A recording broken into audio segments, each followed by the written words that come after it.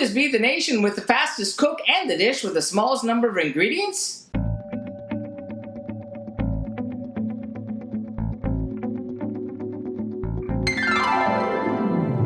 And welcome back to Cliffieland. This is week in country number 147 on our second attempt of cooking the food of every single country in the world. And tonight up to the nation of Samoa. Samoa, an island nation located in the Pacific Ocean. It is located about halfway between Hawaii and New Zealand in Polynesia. It is the western half of the Samoan, or formerly known as the Navigator Islands, island chain, with the eastern half being the American Samoa territory.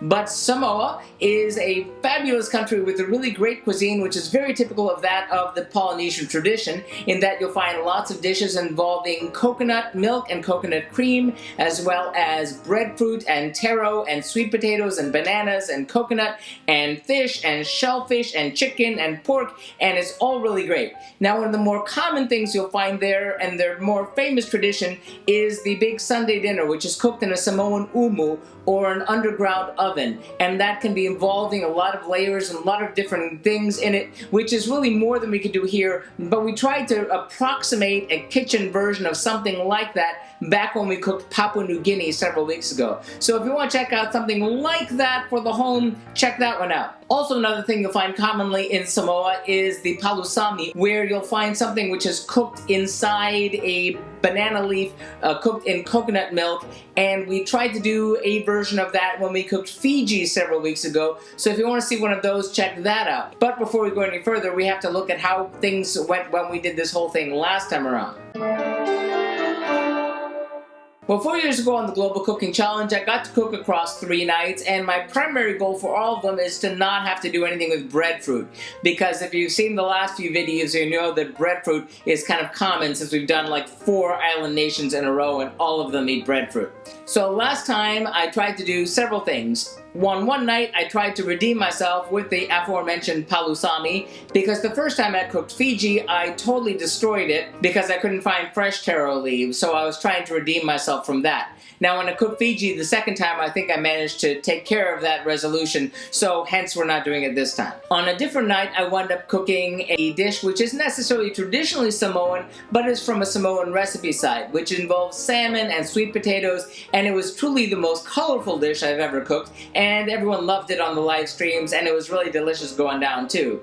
Again, unfortunately, we don't have time for that one tonight. But what we are doing here tonight is what we did on the first night last time around, which are 2 separate dishes. The first one being Oka I'a, or a marinated tuna. Now, in a way, it's similar to a ceviche that we cooked for Ecuador and Peru, but totally not, in that in this case, the fish is actually quite raw and not really cooked in the citrus juice. For that, you need to be sure you get a sushi grade quality tuna, because you are going to be eating it pretty raw. And we serve that with a ALIFU, which is really the name of the coconut sauce, which is served atop some kind of starch. It can be either with taro, or breadfruit, or sweet potato, or usually green bananas. In our case, we did that with taro, aka Malanga, aka Edo, which came out really wonderfully and did have the fewest number of ingredients of anything we've cooked so far. Speaking of, we need to see what go into tonight's 2 dishes. First, for our Oka I'a, or marinated tuna, we'll need about a pound of the highest quality ahi tuna,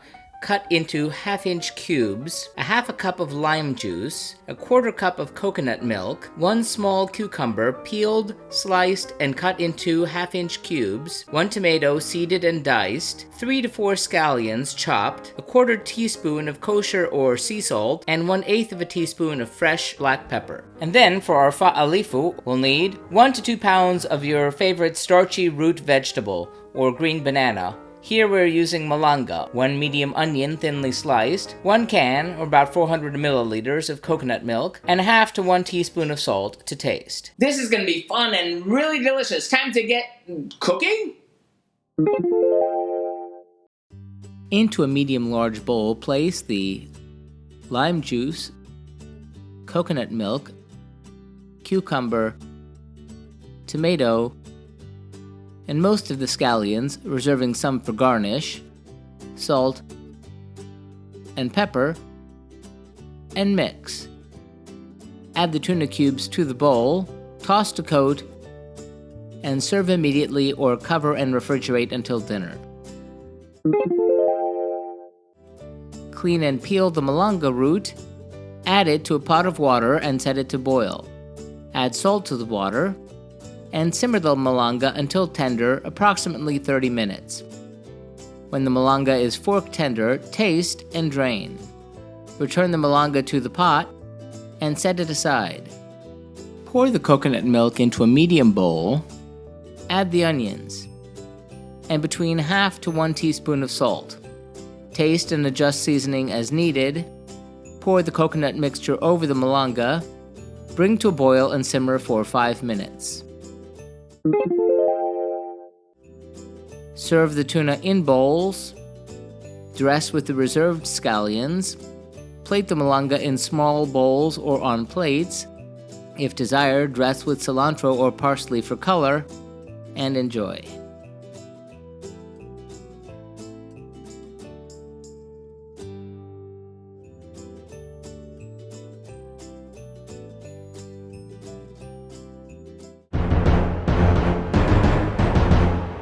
Well, that was really great, really delicious, and really fun and easy to make. Let's take those one by one, starting with that marinated tuna. That was the simplest thing you could possibly make, in that you just kind of throw it in a bowl, mix it up, and serve it. It was really great, super delicious, and although that high quality tuna was super expensive, it was totally worth it, and thankfully we have enough for leftovers. So that gets a whopping 5 out of 5 globes. Really one of the best dishes we've done from Oceania, so yay! And as for that ALIFU, that was really great and really simple, just that coconut milk and onion and salt and the malanga in our case, and it was great. It was so simple, I couldn't believe how good it tasted the first time, and again, it just really scored on all counts this time. And you really can't mess it up unless you maybe put in not enough salt or too much salt, but just taste it and you'll be fine. So that one gets 4 out of 5 globes, just super, super delicious. Love that dish. Love tonight's dinner from Samoa. Thank you, Samoa. So next week we leave the islands but continue with our saints as we did the last 3 weeks to have the saint that's not an island when we have the food of San Marino. See you then. And remember, if you'd like to be advised when these videos are posted, please be sure to follow us on Periscope. You can also follow us on Twitter, Instagram, and Facebook. Like and subscribe if you'd like to be advised when these videos are posted, and be sure to hit that bell to get those notifications. Remember, links to the original recipes can be found in the About section. If you have any thoughtful feelings or helpful suggestions about the food we're eating, please be sure to sound off in the comments. Thanks for watching and happy eating!